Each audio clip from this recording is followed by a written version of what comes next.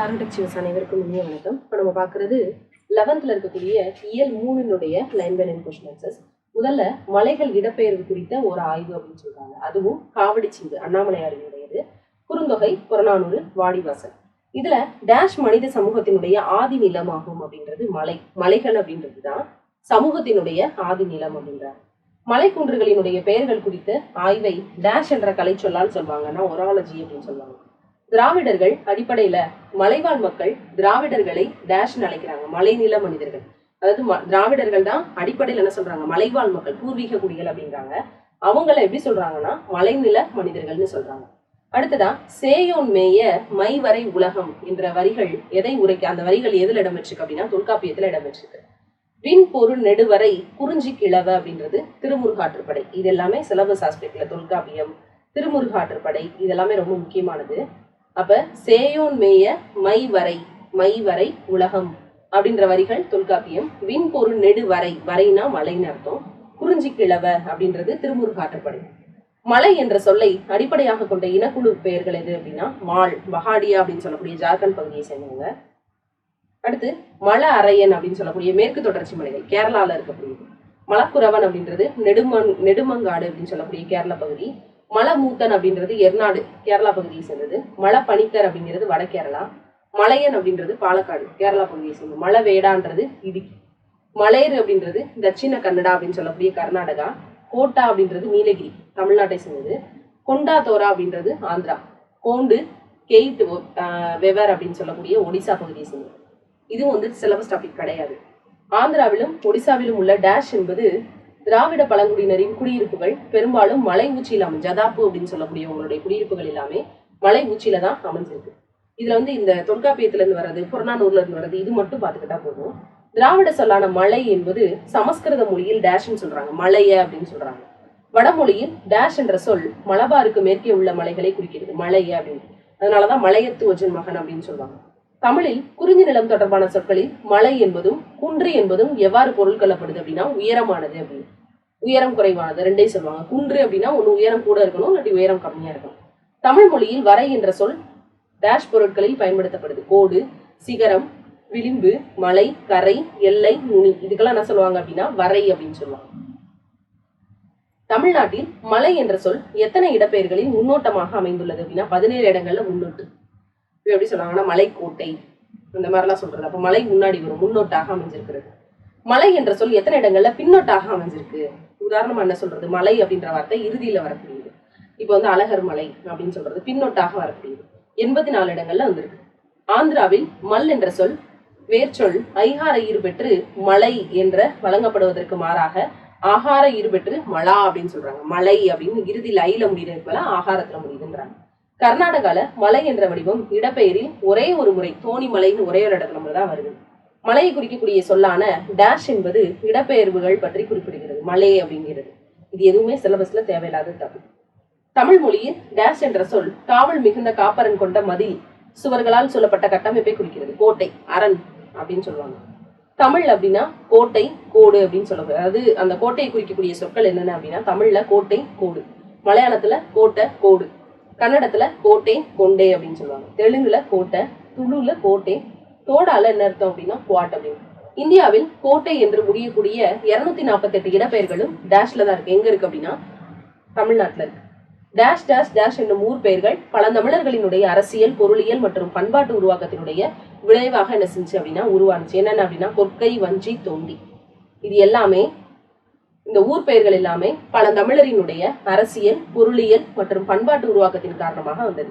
இந்தியாவில் மற்றும் திராவிடவியல் ஆய்வாளர் டேஷ் என்பவர் 22 ஆண்டுகளாக இடப்பெயர்வியல் ஆய்வுல ஈடுபட்டு வர்றார். அவர் யார் அப்படின்னா ஆர் பாலகிருஷ்ணன். இந்த ஆர் பாலகிருஷ்ணன் அவர் பணியாற்றிய துறை எது அப்படின்னா தினமணி நாளிதழ துணை ஆசிரியராக இருப்பாரு.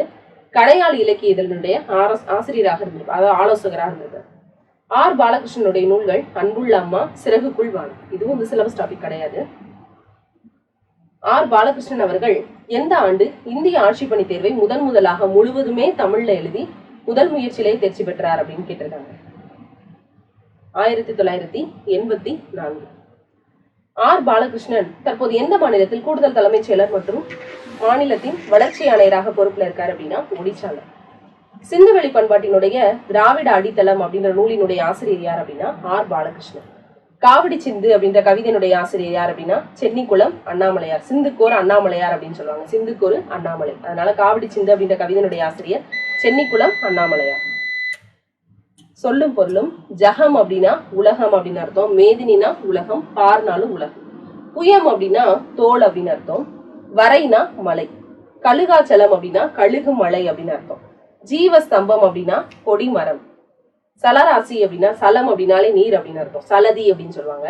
கடலில் வாழக்கூடிய மீன் முதலான உயிர்கள். விலாசம் அப்படின்னா அழகு, எழில்னாலும் அழகு. நுபுரம் அப்படின்னா சிலம்பு. இஞ்சி அப்படின்னா மதிலை குறிக்கக்கூடியது. புயல்னா மேகம், கொன்முனாலும் மேகம், கொண்டல்னாலும் மேகம். கரங்கும் அப்படின்னா சுழலும். வண்ணம் என்பதன் பொருள் என்ன அப்படின்னா அழகு. மாசுனம் அப்படின்றதனுடைய பொருள் என்ன அப்படின்னா பாம்பு. இலக்கண குறிப்பு தாவி அப்படின்னு சொல்லும் போது இகரத்திலே உகரத்திலே முடிஞ்சா அது வினையச்சம். மாதே அப்படின்றது ஒருத்தரை கூப்பிடுற மாதிரி இருக்கிறது, இது விழித்தொடர். அடுத்து பகுபத உறுப்பிலக்கணம். வருகின்ற அப்படின்னு சொல்லும் போது வா அப்படிங்கிறது பகுதி, அது அதாவது வான்றது பகுதி, அதான் கட்டளை சொல். இது வரும் அப்படின்னு மாற்றம் அடைஞ்சிருக்க பேரு விகாரம். கின்று அப்படின்னு சொல்லுவாங்க. இந்த ராவை பிரிக்கும் போது இரு கூட்டல் ஆன முடிஞ்சுன்னா பெயரச்ச விகுதி. கிரு கின்று ஆனின்று இந்த மூணுலே முடிஞ்சுன்னா அது நிகழ்கால இடைநிலை. புணர்ச்சி விதி. திருப்புகழ் அப்படின்னு சொல்லும் போது அதை பிரிச்சு எழுதும் போது திரு கூட்டல் புகழ். இயல்பினும் விதியினும் நின்ற உயிருக்கு முன்னாடி கசத்தப மிகும் அப்படின்றதுல அந்த இடத்துல என்ன மிகுந்திருக்கும் அப்படின்னா இப்பு முந்து வந்திருக்கும். உயர்ந்து ஓங்கும்ன்றத பிரிச்சு எழுதும் போது உயர்ந்து கூட்டல் ஓங்கும். உயிர் வரின் உக்குரல் என்ன செய்யும் அப்படின்னா மெய்யெழுத்தான இத்த விட்டுட்டு ஓடிடும். அடுத்து உடல் மேல் உயிர் வந்து ஒன்றுவது இயல்பேல அது தோவா மாறி இருக்கும். அடுத்து சென்னிக்குளம் அண்ணாமலையார் பாடிய காவடி சிந்து யாரினுடைய திருப்புகழ் தாக்கத்தால் விளைந்தது அப்படின்னா அருணகிரிநாதர். தமிழில் முதலில் வண்ணச்சிந்து பாடியவர் யார் அப்படின்னா சென்னிக்குளம் அண்ணாமலையார். காவடி சிந்தின் தந்தைன்னு இவரை சொல்லுவாங்க, சென்னிக்குளம் அண்ணாமலையார.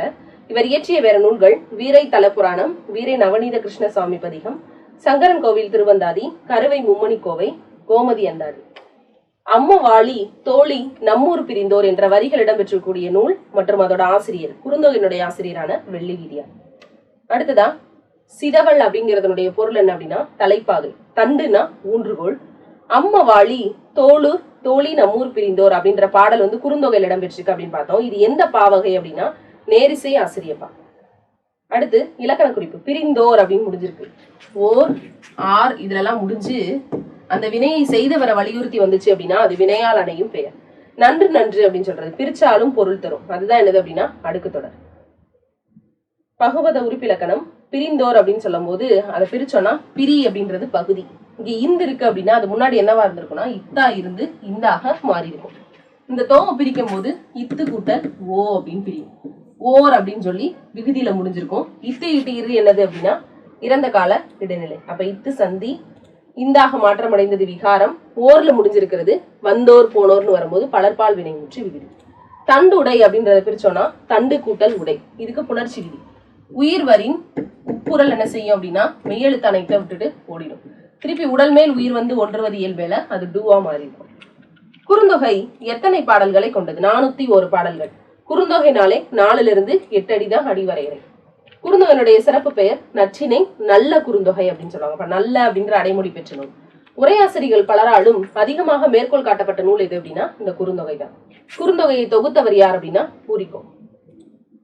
குறுந்தொகையினுடைய கடவுள் வாழ்த்து பாடலை பாடியவர் யார் அப்படின்னா பாரதம் பாடிய பெருந்தேவனார். ஐங்குறு நூல்களையும் கடவுள் வாழ்த்து பாடலை பாடினவர் யார் அப்படின்னா இந்த பாரதம் பாடிய பெருந்தேவனார். சங்கத்தொகை நூல்கள்ல வெள்ளி வீதியாரால் பாடப்பட்ட நூல்கள் எத்தனை அப்படின்னா 13 பாடல்கள் வெள்ளி வீதியார் பாடியிருப்பாங்க. உண்டால் அம்மை இவ்வுலகம் இந்திரர் அமிழ்தம் இயல்வதாயினும் அப்படின்னு சொல்லி ஒரு வரிகள், அது இடம்பெற்றக்கூடிய நூல் புறநானூறு. அதை பாடியவர் யார் அப்படின்னா அதனுடைய ஆசிரியர் கடலுள் மாய்ந்த இளம்பெரு வழுதி. அடுத்து தமிழரின் வாழ்வியல் கருவூலம் அப்படின்னு சொல்றது எது அப்படின்னா புறநானூறு. சொல்லும் பொருளும் தமியர் அப்படின்னா தனித்தவன். முனிதல் அப்படின்னா முனிவுனா சினம் அப்படின்னு அர்த்தம். முனிதல் அப்படின்னா எல்லாத்தையும் வெறுக்கிறது, முனிவர் அப்ப வெறுத்தல் அப்படின்னு அர்த்தம். துஞ்சல் அப்படின்னா சோம்பல். மடினால என்ன அர்த்தம் அப்படின்னா சோம்பல். அயர்வு அப்படின்னா சோர்வு. மாட்சி அப்படின்னா பெருமை. நோன்மை அப்படின்னா வலிமை. தாழ் அப்படின்னா என்ன அர்த்தம்னா முயற்சி. அடுத்து இலக்கண குறிப்பு. அம்ம அப்படின்றது அம்மை அப்படின்னு சொல்லக்கூடிய அசைநிலை. உண்டல் துஞ்சல் அல்விகிதில முடிஞ்சுனால அது என்னது அப்படின்னா தொழில் பெயர். முயலா அப்படின்னு சொல்றாங்க, முயலாத அப்படின்னு வரணும். அப்ப கடைசி எழுத்தான த அப்ப ஈறுகட்ட எதிர்மறை, முயலும்னா உடன்பாடு, முயலாத அப்படின்னா எதிர்மறையாக சொல்றது. ஈறுகட்ட எதிர்மறை பெயரெச்சல். அடுத்ததா பகுபத உறுப்பிலக்கணம். துஞ்சல் அப்படின்னு சொல்றாங்க. இதை பிரிக்கும் போது துஞ்சு கூட்டல் அல், கட்டளை சொல்லாக தான் வரணும். துஞ்சு அப்படின்னு சொல்றது பகுதி, அல்ல விகுந்துச்சலாலே அது என்னது அப்படின்னா தொழில் பெயர். முனிவிலர் அப்படின்றத பிரிக்கும் போது முனிவு அப்படின்னு சொல்லுவாங்க. முனி அப்படின்றது சினத்தை குறிக்கக்கூடியது. முனினா வெறுத்தல் அப்படின்னு வரும். இந்த வியை பிரிக்கும் போது இவ்வு கூட்டல் ஈ அப்படின்னு வரும். லாவை பிரிச்சோம்னா இல்லு கூட்டல் ஆ. அப்ப இந்த இவ்வு அப்படின்னு சொல்லும் போது ஈ இவ்வு இது ரெண்டு என்னது அப்படின்னா உடம்படுமை அப்படின்னு சொல்லுவாங்க. இந்த ஈயும் இங்க இருக்கக்கூடிய இல்லும் சேரும் போது எதிர்மறை இடைநிலை. ஆ அப்படின்றது எதிர்மறை இடைநிலை தான். அருள முடிஞ்சிச்சு அப்படின்னா பலர்பால் வினைமுற்று விகுதி. ஆறுல முடிஞ்சாலும் பலர்பால் வினைமுற்று விகுதி தான். புணர்ச்சி விதி. இயைவதாயினும், இயைவது கூட்டல் ஆயினும், உயிர்வரின் உக்குரலான உகரம் மெய்யெழுத்தான இத்த விட்டுட்டு ஓடிடும். உடல் மேல் உயிர் வந்து ஒன்றுவது இயல்பேல இது தாவாக மாறிடும். அடுத்தது புகழெனின் அப்படின்னு சொல்லுவாங்க. புகழ் கூட்டல் எனின். இங்க மெய்யெழுத்து இருக்கு, இங்க உயிரெழுத்து இருக்கு. அப்ப ஒரே விதி, உடல் மேல் உயிர் வந்து ஒன்றுது. அடுத்து ஜார்ஜ் எல்ஹார்ட் என்பவர் புறநானூற்றை எந்த தலைப்பில் ஆங்கிலத்துல மொழிபெயர்த்திருக்கிறாரு அப்படின்னு கேக்குறாங்க. The 400 Songs of War and Wisdom அப்படின்னு சொல்லி அந்த தலைப்பு என்ன செஞ்சிருப்பாருன்னா மொழிபெயர்த்திருப்பாரு. இப்போ புறநானூற்று பாடல்கள் சிலவற்றை எந்த தலைப்பில் ஆங்கிலத்துல மொழிபெயர்த்திருக்காரு? எக்ஸ்ட்ராக்ட் ஃப்ரம் த புறநானூறு அப்படின்ற தலைப்புல என்ன செய்வாரு அப்படின்னா மொழிபெயர்த்திருப்பாரு. ஊவேசா புறநானூற்றை எந்த ஆண்டு அச்சில பதிப்பிச்சாரு அப்படின்னா 1894 என்ன செய்வார் அப்படின்னா புறநானூற்றை அச்சில் பதித்து வெளியிடுவார். புறத்திணை பற்றிய 400 பாடல்களை கொண்ட நூல் எது அப்படின்னா புறநானூறு. வாடிவாசல் அப்படின்ற சிறுகதையினுடைய ஆசிரியர் யார் அப்படின்னா சிசு செல்லப்பா. எழுத்து இதெல்லாம் கவிதை எழுதினவர் இவர் தான். சிசு செல்லப்பா பணியாற்றிய இதழ்கள் சந்திரோதயம், தினமணி. சிசு செல்லப்பா டேஷ் என்ற இதழை தொடங்கி நவீன தமிழ் இலக்கிய மறுமலர்ச்சிக்கு வித்திட்டவர். என்ன இதழ் தொடங்கினார்னா எழுத்து. இவருடைய படைப்புகள் வாடிவாசல், சுதந்திரதாகம், ஜீவனாம்சம், PS ராமையாவின் சிறுகதை, தமிழ் சிறுகதை பிறக்கிறது. இது எல்லாமே இவருடைய சிறுகதை தொகுப்புகள். சிசு செல்லப்பா எந்த ஆண்டு 2001ஆம் ஆண்டு சாகித்ய அகாடமிக்கான விருது வந்து எதுக்காக வாங்கினார் அப்படின்னா இந்த சுதந்திர தாகம் அப்படின்ற புதினத்துக்காக சிசு செல்லப்பா 2001ல சாகித்ய அகாடமி விருது வந்து வாங்கியிருப்பார். இதோட இயல் 3ல இருக்கக்கூடிய line by line question answers முடியுது. தேங்க்யூ.